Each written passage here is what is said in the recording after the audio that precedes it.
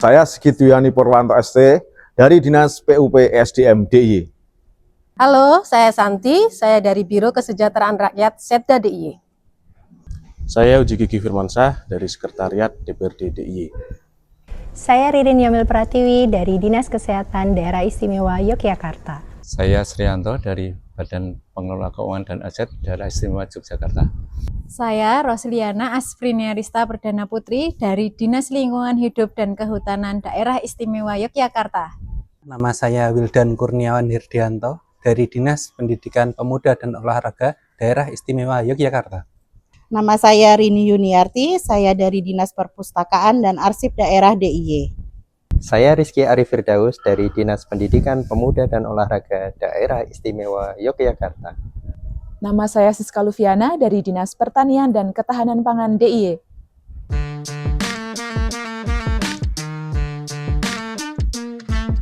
Pelatihan ideologi Pancasila dan wawasan kebangsaan Daerah Istimewa Yogyakarta dirancang untuk menyiapkan ASN yang mampu merencanakan dan melaksanakan kegiatan sesuai dengan tugas dan pokok fungsi, tentunya bermuatan atau mengejawantahkan nilai ideologi Pancasila, wawasan kebangsaan, dan keistimewaan Daerah Istimewa Yogyakarta.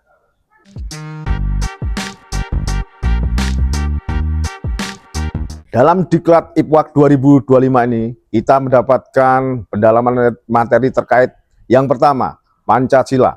Pancasila itu mengimplementasikan terkait nilai diantaranya, nilai persatuan, nilai kemanusiaan, dan nilai ketuhanan, dan juga nilai kekeluargaan, dan yang lainnya. Dan yang kedua terkait dengan wawasan kebangsaan, di mana kita mendapatkan suatu pemahaman terkait dengan nasionalisme dan integritas. Yang ketiga terkait dengan keistimewaan Daerah Istimewa Yogyakarta, yaitu yang pertama terkait dengan Hame Mayu Mayuning Bawono, itu artinya menyelaraskan antara kehidupan dan sosial budaya. Yang kedua terkait dengan Sangkan Paraning Dumati, yaitu terkait dengan asal muasal kita dan kita akan kembali. Yang terakhir terkait dengan Manunggaling Kawula Gusti. Di sini mengimplementasikan terkait dengan filosofi ketika kita menjadi pimpinan, baik nanti dipimpin dan yang dipimpin, sehingga akan tercipta suatu suasana yang harmonis.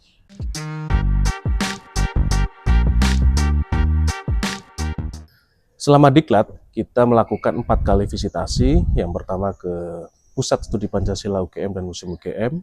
Di sana kita belajar sejarah Pancasila dan peran UGM dalam dunia pendidikan.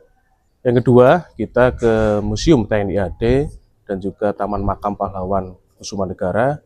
Di sana kita diajak flashback untuk mengenang jasa para pahlawan yang memperjuangkan kemerdekaan Indonesia.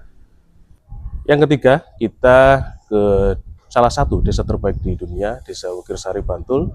Di sana kita belajar membatik dan juga membuat wayang, dan itu merupakan pengalaman pertama juga bagi sebagian besar dari kami. Terakhir, kita ke desa Ngeposari Gunung Kidul. Di sana adalah desa yang sangat besar potensinya dan juga menerapkan nilai-nilai Pancasila dengan sangat baik. Ada toleransi, ada juga guyup warga, gotong royong juga sangat terlihat di sana. Pusat Studi Pancasila UGM hadir sebagai ruang intelektual untuk merawat, mengkaji, dan menghidupkan kembali Pancasila dalam kehidupan nyata. Pusat Studi Pancasila UGM berkomitmen menjadi penjaga nalar kebangsaan dan penggerak praktis Pancasila di segala bidang.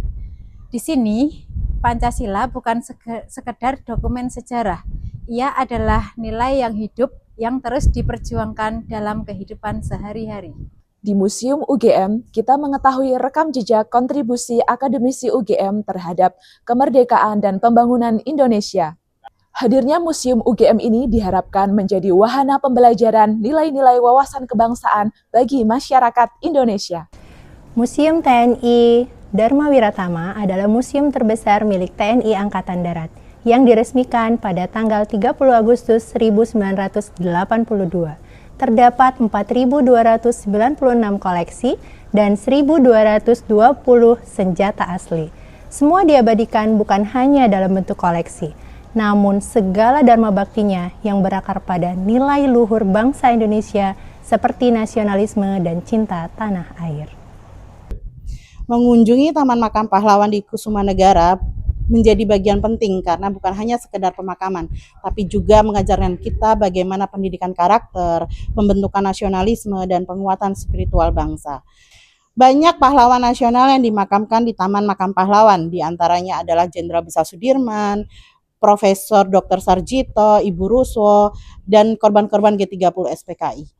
Mengunjungi Taman Makam Pahlawan bukan hanya sekedar menaruh bunga atau membungkuk diam. Ia adalah perjalanan batin, pelajaran sejarah, dan juga tindakan kecil penuh makna. Ia mengingatkan kita pada asal, arah, dan tujuan hidup kita sebagai manusia dan warga negara, agar kita tidak hanya hidup, tapi juga berarti. Satu dari 4 tujuan visitasi kami adalah di Kalurahan Wukirsari, salah satu kalurahan yang berada di Kapanewon Imogiri. Menariknya, di sana ada satu padukuhan yang biasa dikenal dengan Kampung Batik Giriloyo, salah satu padukuhan yang masih sangat menjunjung tinggi nilai-nilai budaya dalam bermasyarakat. 3 nilai keistimewaan, Hamemayu Hayuning Bawono, Manunggaling Kawula Gusti, dan Sangkan Paraning Dumadi sangat terasa pada saat kami visitasi di sana dari pembiasaan-pembiasaan penduduk di sekitar situ. Kalurahan Wukirsari memiliki cita-cita membudaya, sejahtera, dan mendunia. Berbagai prestasi telah berhasil diraih, diantaranya juara 1 ADWI tahun 2023 dan The Best Tourism Village dari UN Tourism tahun 2024. Dari bumi Wukirsari lahirlah kerajinan wayang kulit dan pertunjukan wayang tingklung yang menjadi primadona. Yang paling menarik dari pertunjukan ini yaitu dimainkan tanpa gamelan dan wiyogo, melainkan diorkestrasi sendiri oleh dalang Ki Jayang Hadi Sutoyo. Pada visitasi keempat, kami mengunjungi salah satu kalurahan di Kabupaten Gunung Kidul, yaitu Kalurahan Ngeposari. Di sana kami melihat banyak anak-anak belajar aksara Jawa, di mana di tengah arus modernisasi dan teknologi yang berkembang pesat, sekelompok anak-anak tetap setia belajar aksara Jawa, warisan leluhur yang syarat makna.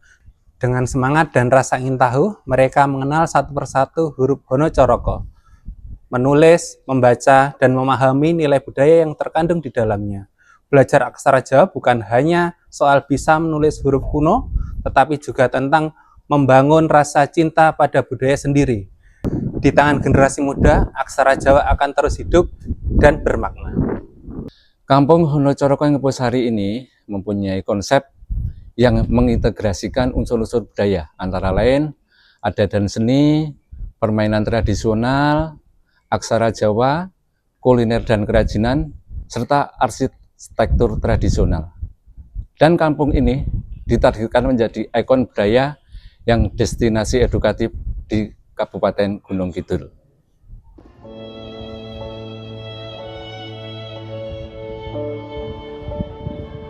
Tidak peduli siapa kamu. Apa warna kulitmu? Apa bahasamu? Apa agamamu? Hati harus satu. Langkah tetap berpadu. Menuju satu tuju. Untuk Indonesia Maju. Dirgahayu Indonesia. Dari kami yang masih dan akan terus percaya kepadamu.